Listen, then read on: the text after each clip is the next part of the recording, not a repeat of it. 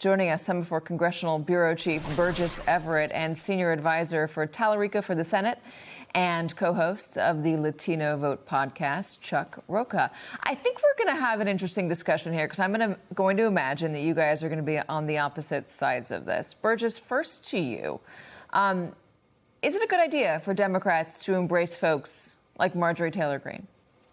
I mean, certainly for things like fundraising and media attention, I think that it's going to do a lot and bring a lot of attention to Democrats. I also think, I'm definitely a data guy. I try to look at results. I don't think Liz Cheney necessarily helped Kamala Harris in 2024 campaigning for her. And so I think what's probably most interesting and will be most telling is how some of these former Republicans do in Democratic primaries this year. And I've got two good examples for you. One in Georgia, Jeff Duncan, the former lieutenant governor, is running for governor as a Democrat. And then in New York, you have George Conway, a former Republican lawyer who's running for a seat in Congress in New York. So I think it's a little bit TBD about how big of a deal these really are. But I wonder, those are people that are running as Democrats now. Liz Cheney is not running for anything as a Democrat. She's not declared herself a Democrat. Marjorie Taylor Greene, I don't think is going to declare herself a Democrat. So if you're looking at the Liz Cheney model, is there a lot of value in adding or trying to embrace somebody like her, Chuck? Well, if you think about her and the voters who like her, there's a lot of voters who represent exactly, Katie, what you're talking about. And what I mean by that is when I joined the Democratic Party in 1989, I was a factory worker in East Texas. And I joined because they were going to shut down my factory and move it overseas because of, get this, trade policies. Also, we were starting wars overseas, and I was very anti-war. And I also hated Washington, D.C., and I thought they should drain the swamp.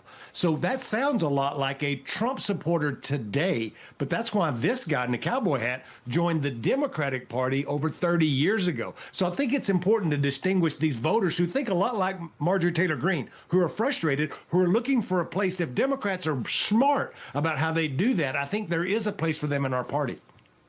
How do the Democrats do it? I mean, Omar was saying embrace them. What does embracing Marjorie Taylor Greene look like in practicality? I would say you look for the things that we have in common. I do a podcast with a Republican named Mike Madrid, and we talk about the things that we have in common, both Latino, both come from the community, not the 20% that we have differences, but the 80% of how we hold each of our party accountable. So I think if you really dig in on economic populist messaging, being anti-war, trying to get people more money and trying to figure out how to get things not to cost so much, I think there's a lot of commonality there. You've got an interesting summit going on right now, Burgess, the Semafor World Economy Summit. Lots of different folks showing up, lots of Republicans, Democrats, also a lot of CEOs from around the world. When you talk to Republicans on stage or maybe even backstage, how are they feeling about this moment? Do you get a sense that anybody's looking for, I mean, if there was an option for a new party or a differing party to embrace them, that they'd want to take it? Look, I think Republicans are definitely a little bit exasperated, especially this week, kind of with the way that President Trump eats up all the oxygen in the party. It's tax week.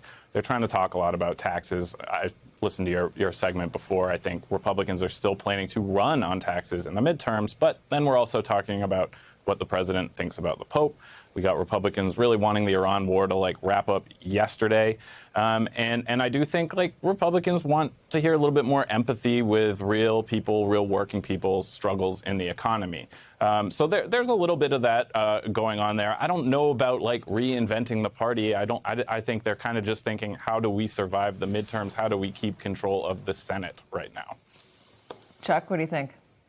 I think if you look at a snapshot of what happened in Texas in the primaries in March, 30% of the folks who voted in the Democratic primary had no history of ever voting in a Democratic primary. And of those, 12% of those people had a history of voting in a Republican primary. That's showing you that something really different is happening in the electorate. I'm a Mexican, I'm a redneck, I'm a Christian, and I love to fish and hunt. On paper, that would make me a Republican.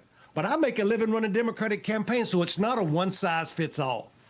Is it different, though? I mean, if Marjorie Taylor Greene was going to show up and campaign for James Tallarico, would that make a difference, Burgess? I mean, Liz Cheney is Liz Cheney, but and she was showing up to vote for voters to vote for Kamala Harris, diametrically opposite, politically speaking, other than their feelings about Donald Trump. But if Marjorie Taylor Greene shows up in Texas with someone like James Tallarico, could that be potentially more effective? Or Jon Ossoff in Georgia, right? I mean, Jon Ossoff in Georgia, yeah. Similar question. I don't know how many new voters Marjorie Taylor Greene would bring over to a Democrat. And here's why. She's left Congress, and she's gotten a lot of attention in doing so. And that means she's not necessarily leading Republicans right now.